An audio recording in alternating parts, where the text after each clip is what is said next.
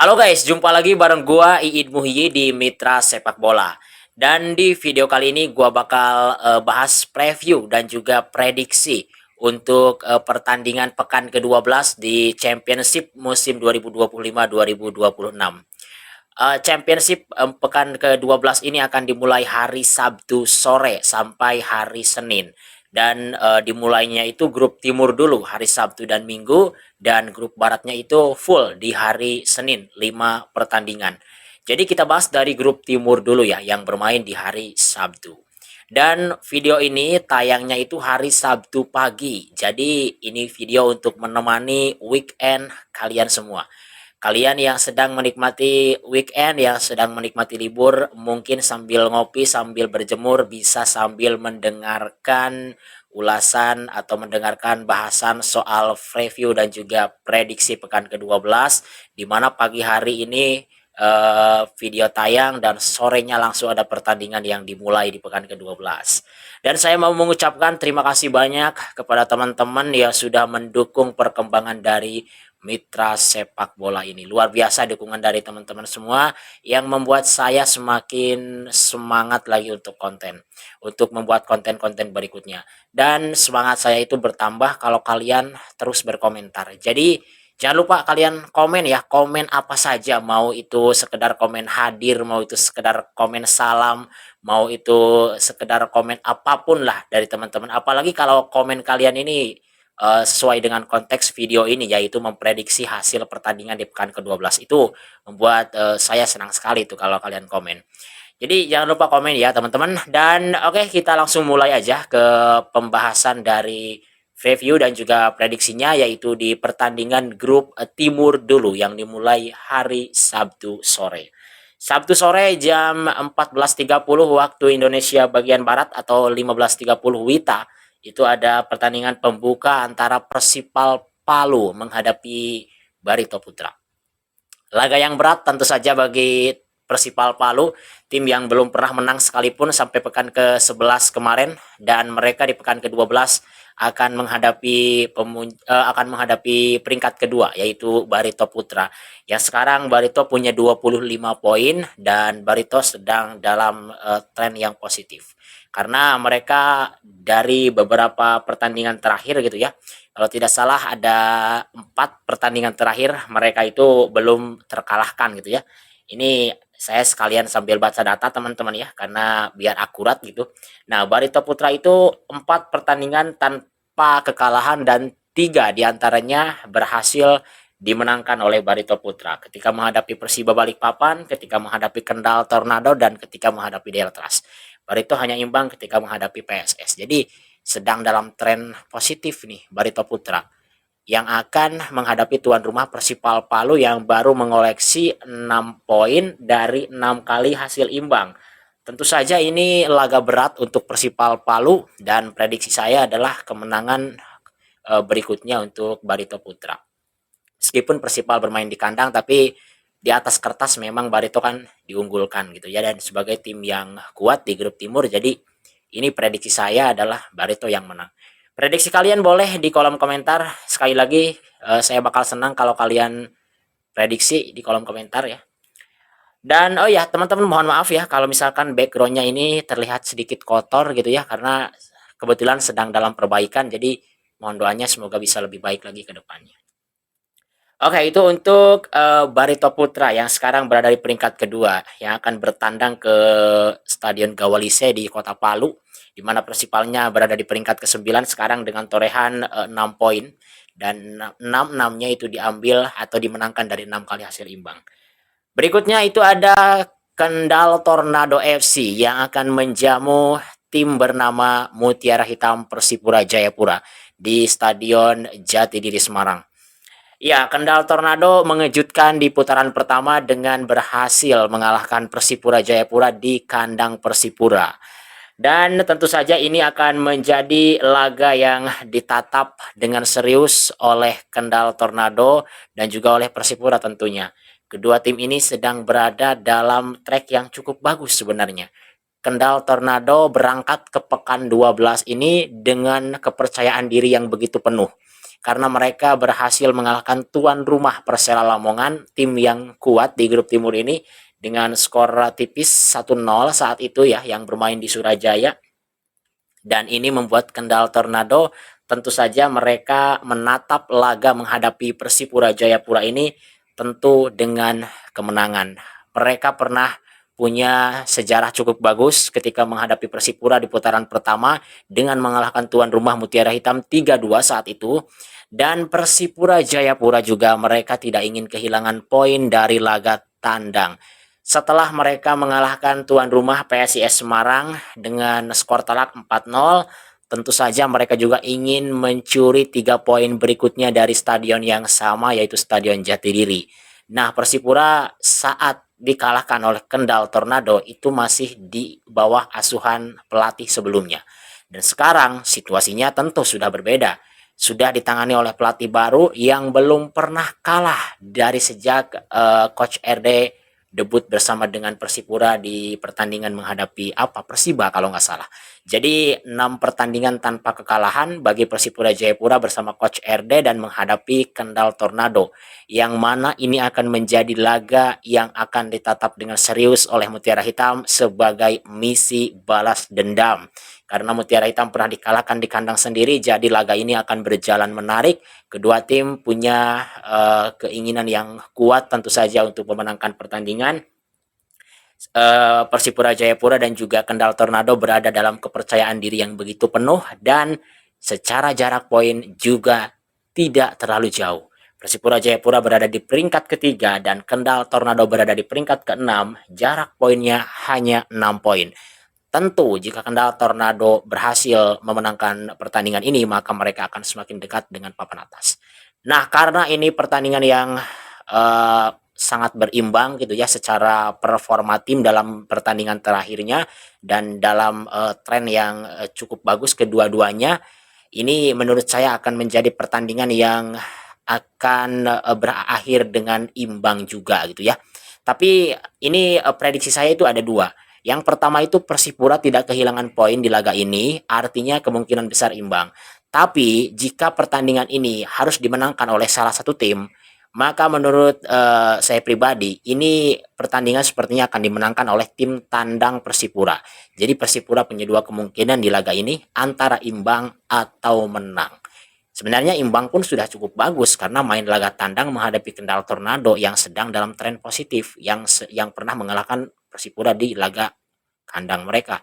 Tapi tentu saja kemenangan akan tetap diupayakan oleh Persipura Jayapura karena kemenangan itu penting untuk memepet, untuk membuntuti peringkat di atasnya.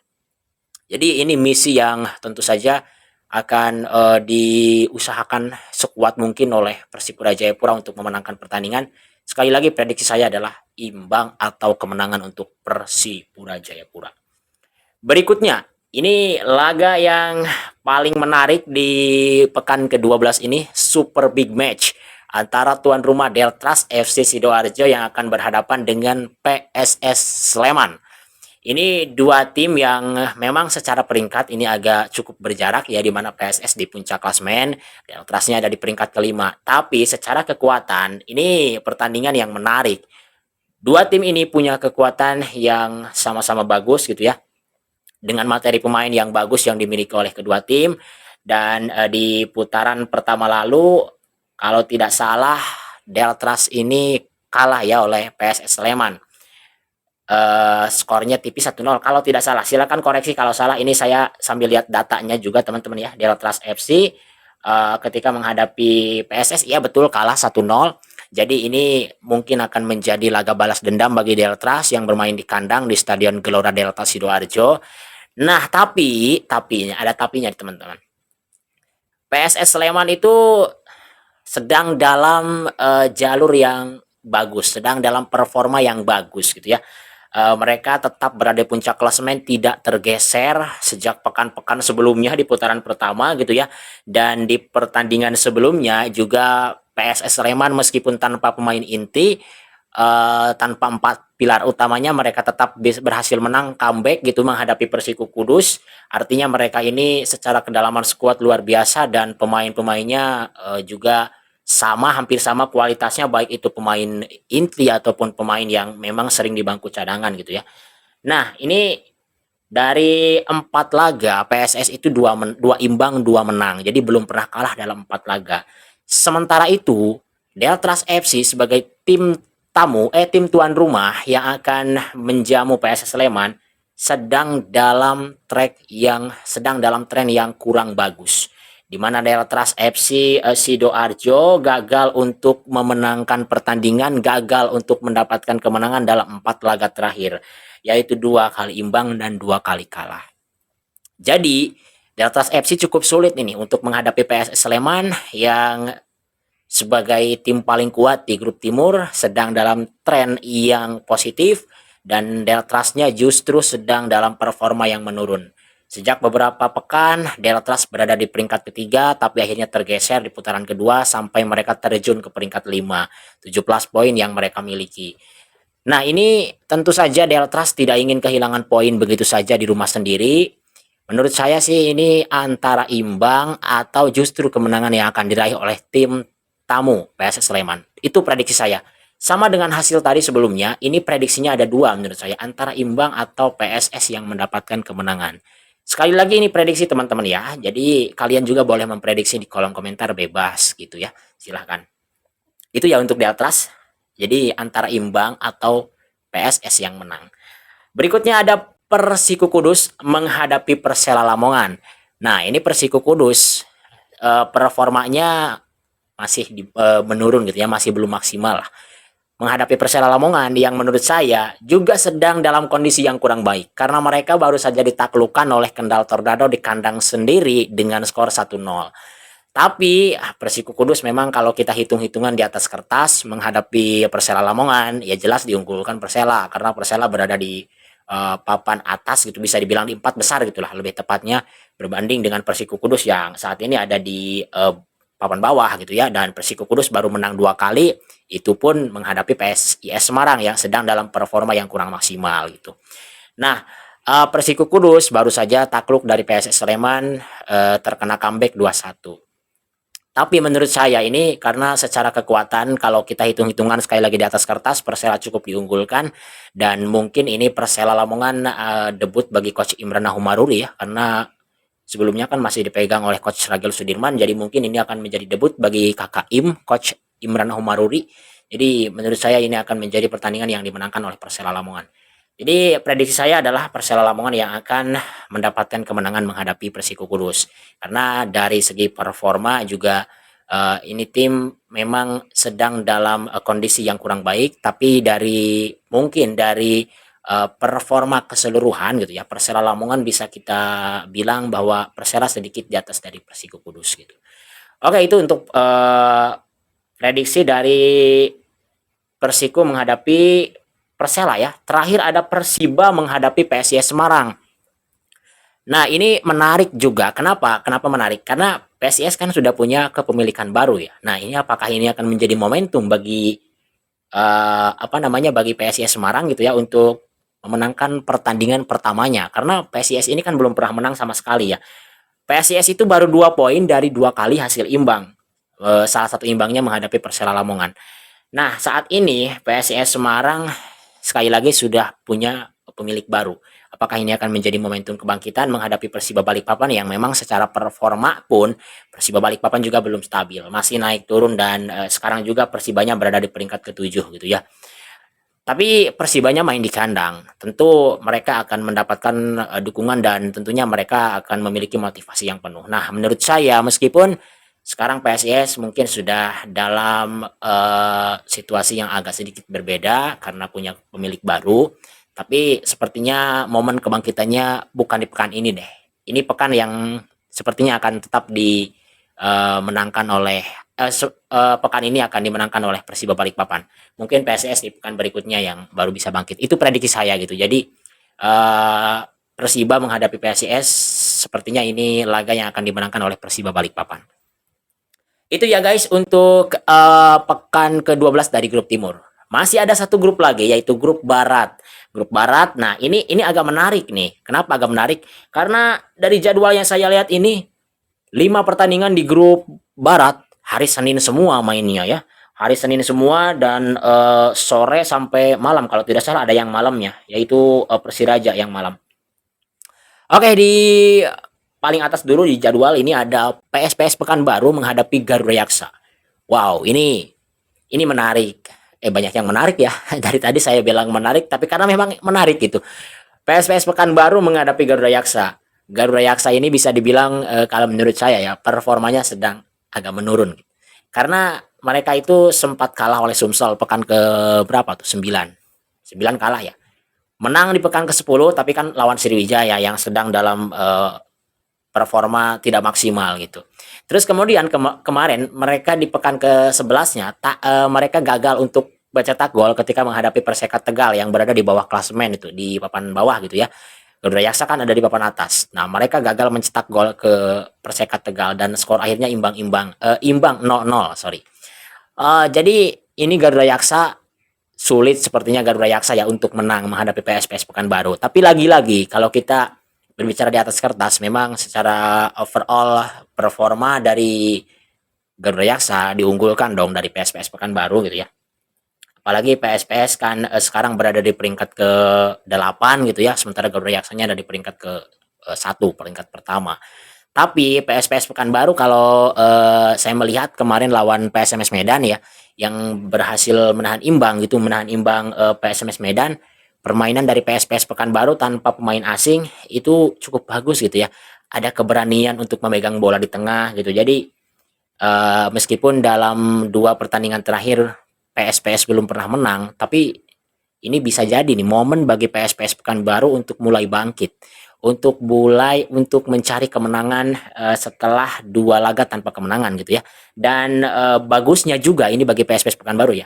Dari 3 laga terakhir mereka ini belum belum kalah nih. Mereka menang imbang-imbang gitu. Jadi momentumnya cukup bagus nih bagi PSPS Pekanbaru untuk bangkit dan tentu saja untuk mematahkan dominasi dari Garuda Yaksa.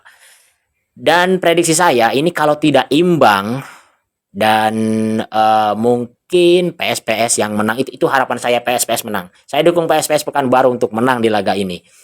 Karena saya ingin PSPS segera bangkit gitu ya, bangkit ke papan atas gitu, kejarlah tim-tim yang ada di atas. PSPS menurut saya tidak akan kehilangan poin di laga ini. PSPS sekarang berada di peringkat ke-8 dengan torehan 14 poin dan Garuda Yaksanya 24 poin, terpaut 10 poin gitu ya. Sebenarnya cukup sedikit ya jarak dari peringkat 1 ke peringkat 8, jaraknya hanya 10 poin. Jadi cukup sedikit dan sangat sengit memang persaingannya. Oke, berikutnya itu ada pertandingan Persika Depok menghadapi Adiaksa. Nah, ini berbicara Adiaksa juga, performanya Adiaksa ini sedikit menurun nih Adiaksa. Meskipun mereka berada di papan atas, tapi dalam 2 pertandingan terakhir mereka itu gagal untuk mendapatkan poin penuh. Ditahan imbang oleh Persiraja dan bermain imbang menghadapi FC Bekasi. Dan Adiaksa ini bermain dengan Persika Depok di putaran pertama itu imbang hasilnya. Nah, di putaran kedua ini situasinya memang sudah agak sedikit berbeda ya, karena Adiaksa mulai punya chemistry, pemain-pemain yang sudah berpengalamannya gitu. Sementara Persika Depok masih up and down performanya ya. Dan Persika akan bermain sebagai tim kandang di laga ini. Antara imbang atau Adiaksa yang menang, itu prediksi saya ya. Adiaksa atau imbang. Imbang atau Adiaksa yang menang, itu prediksi saya untuk Persika Depok menghadapi Adiaksa FC Banten. Berikutnya match ketiga di grup Barat pekan pekan ke-12 ada Sumsel United menghadapi PSMS Medan. Ini PSMS Medan ujian berikutnya menghadapi Sumsel United. PSMS Medan secara performa memang sedang menurun gitu ya, karena mereka kan belum mendapatkan kemenangan tuh di dalam beberapa pertandingan terakhir, 2 atau 3 gitu ya. Imbang menghadapi Persekat Tegal, kemudian ditahan imbang lagi menghadapi PS Pekanbaru kemarin di pekan ke-11. Kemudian sebelum itu bentar, ini sambil lihat data ya. Sebelum itu mereka kalah dari Bekasi City, kalah dari Garuda Yaksa. Artinya 4 pertandingan terakhir PSMS Medan belum pernah menang dan mereka akan menghadapi Sumsel United yang memang hitung-hitungan di atas kertas Sumsel lebih bagus nih, karena Sumsel berada di peringkat yang lebih tinggi dari PSMS Medan, ada di peringkat ketiga Dan Sumsel punya materi pemain yang cukup bagus gitu ya. Kemudian Sumsel United juga berangkat ke pekan ke-12 ini meskipun tidak dalam kepercayaan diri yang penuh gitu ya.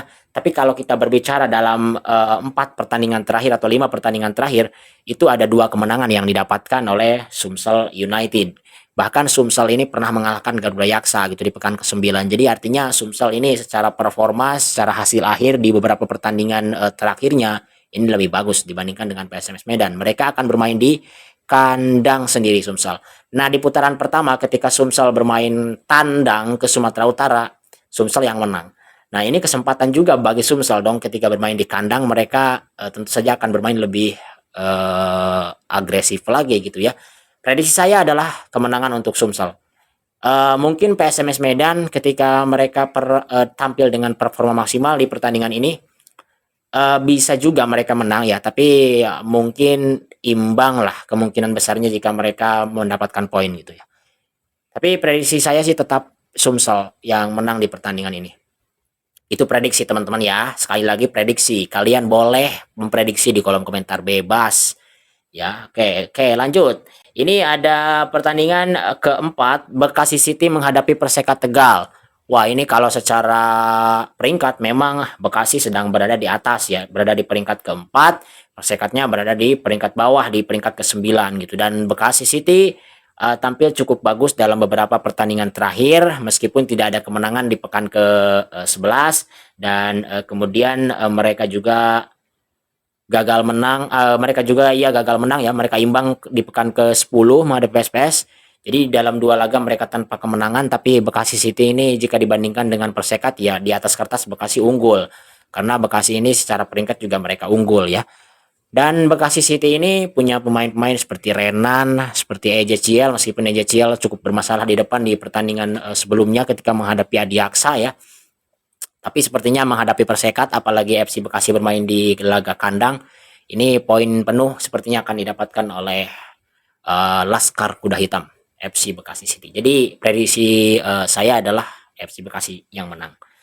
Dan terakhir ada Persiraja Banda Aceh menghadapi Sriwijaya FC Palembang. Ini bisa dibilang 2 klub legend Sumatera, 2 klub yang pernah merasakan kasta tertinggi sepak bola Indonesia gitu ya. Persiraja sedang dalam kepercayaan diri yang penuh, sedang dalam momentum kebangkitan yang berhasil mengalahkan tim tamu di pekan ke 10 ya. Saya lupa lawan apa kemarin. Lawan Sumsel ya, Sumsel United di pekan ke sebentar sambil lihat datanya. Di pekan ke-10 dengan skor 3-1 di mana Flynn Gillespie to Bresh. Ya kalau tidak salah lawan Sumsel deh. Iya betul lawan Sumsel United. Meskipun di babak pertama Persiraja sulit untuk mengembangkan permainan, tapi akhirnya babak kedua mereka berhasil memperbaiki masalah-masalah yang ada di babak pertama dan Persiraja berhasil menambah kepercayaan dirinya gitu ya dengan naik ke peringkat ke-5 dengan torehan 15 poin sementara. Mereka melangkahi tim-tim yang sebelumnya selalu berada di atas Persiraja gitu ya. Dan Persiraja saat ini ada di peringkat ke-5. Tentu saja ini adalah kepercayaan diri yang sedang bagus bagi Persiraja menghadapi tim yang sedang berada di papan bawah dari sejak putaran pertama yaitu Sriwijaya FC yang belum pernah menang. Ini artinya di atas kertas diunggulkan dong Persiraja Banda Aceh dan prediksi saya juga ini kemenangan tentunya akan didapatkan oleh Persiraja. Prediksi saya gitu ya, Persiraja bermain di kandang mereka sendiri. Sriwijaya belum pernah menang dan mereka baru punya berapa poin? 2 poin dari 2 kali hasil imbang. Gitu ya guys. Itu dia mungkin sedikit ulasan preview dan juga prediksi dari Mitra Sepak Bola untuk pekan ke-12. Pegadaian Championship musim 2025-2026. Saya Iin Muhyiddin pamit undur diri. Terima kasih yang telah mendengarkan, terima kasih juga yang telah mendukung channel Mitra Sepak Bola dan semoga kita sehat selalu, semoga kita selalu diberikan kemudahan dalam segala aktivitas dan kita jumpa lagi di video berikutnya.